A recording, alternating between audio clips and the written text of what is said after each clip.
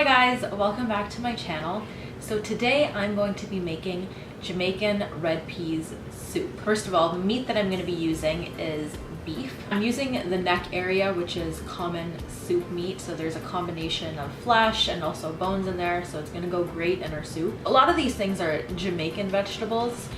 Later when I cut them up and I throw them in the pot, you'll get to see specifically what these things are. Try to find some type of West Indian supermarket in your area and you can find a lot of these things there. The types of beans that we're using is red kidney beans, hence the name red pea soup.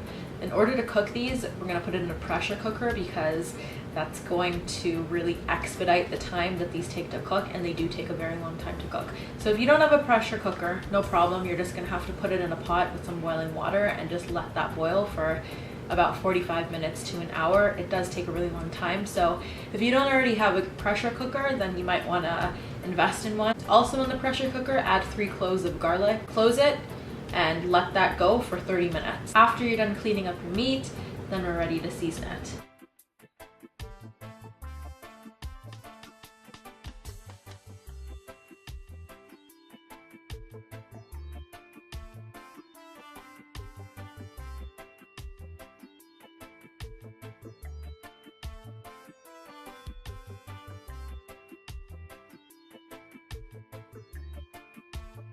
Right here, you might notice that I actually added in my green seasoning. I recently did a video on this and it's just how to make this, and like I said, it's mine, it's my recipe. It's a really good thing to have in your kitchen, so I would suggest go ahead and check out that video if you want to know what goes inside this green seasoning.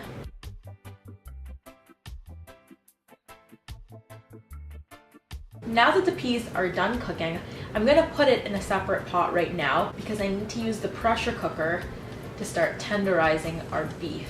I'm going to put the pressure cooker on high heat. I'm going to add about 2 to 3 tablespoons of oil, and along with that I'm going to add 1 tablespoon of brown sugar. Basically this just gets some nice color to the beef.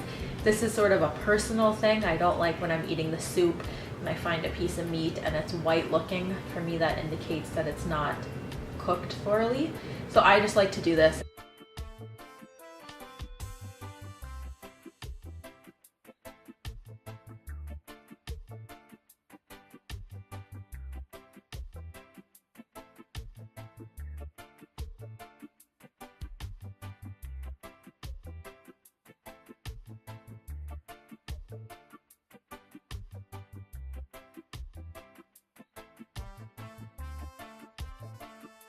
So as you can see, my dad here is just busting a whole coconut in half. I'm only going to use that 1/2. I'm taking the flesh out and discarding the husk. And then I'm going to take it over to my sink and I'm just going to scrape out as much of the skin as possible. You don't need to get all of it because we're going to chop it up anyways. Scrape off as much as you can, put it in a strainer, give it another wash, and then we're ready to start blending it. For the blending portion, fill your blender up with 3 cups of water and add all of your chopped coconut. So as you can see, we're adding a lot of water here. What we're doing is really diluting the coconut. This isn't as pure as the creamed coconut or the canned coconut that you would normally buy in the store. This is very diluted coconut.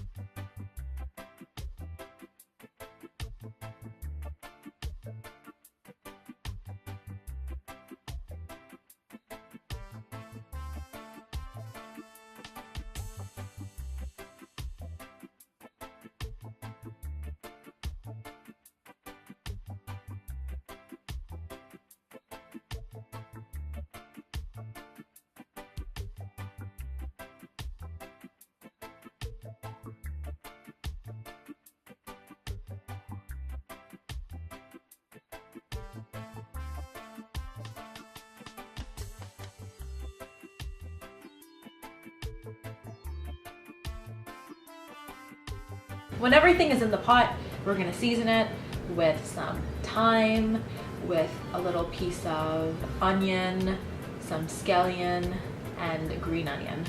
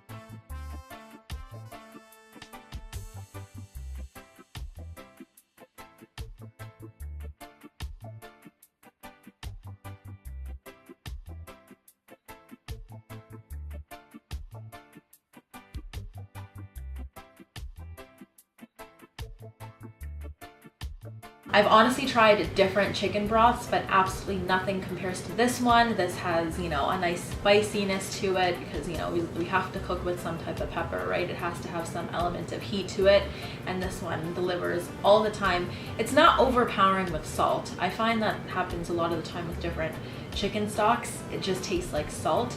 This one has a really nice, rich flavor to it, and like I said, there are different variations. There's a beef one, there's the chicken one, which I use, the pumpkin one, which I also used in my pot. So if you're looking for a good chicken stock that tastes really well, they're super affordable, and you can find them pretty much at every grocery store in Toronto, then I would highly recommend using Grace products. So this wouldn't be red pea soup without some cornmeal dumpling. I'm not actually going to show you guys exactly how I made these today, but if you want to know the ingredients and all of that stuff, then go ahead and check out my ackee and saltfish video, which I posted about 2 weeks ago.